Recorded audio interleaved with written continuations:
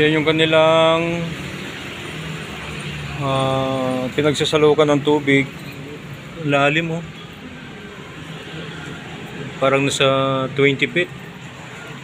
Naging wishing well na lang siya. Batang Rizal, Bahay Kubo. Ano ganda. Gumamit tayo dito ng takip ng lumang pintolipin. Ito ang gagawin natin pinaka-pansalok o balde sa deep well na ating gagawin. Binutas natin yung gilid para ating paglagyan ng maliit na sinulit.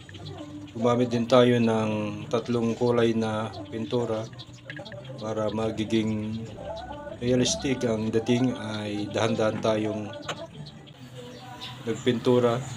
At ito ating kakabit. Sinisikap natin dito na may pwesto ng maayos ang balde.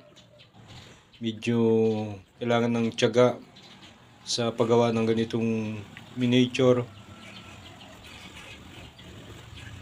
Ito ang replika ng bahay ni Dr. Jose Rizal sa Calamba, Laguna. At pinasyalan natin ito para makuha natin yung talagang tunay na disenyo. Marami pong salamat sa inyong patuloy na panunood. At sa mga hindi pa nakapag-subscribe ay mag-subscribe na po upang updated kayo sa ating pagsusunod na mga video.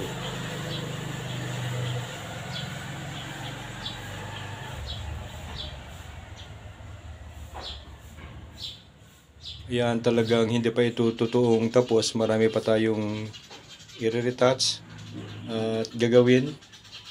Pag may time ay doon lang natin ito ginagawa. Marami pong salamat.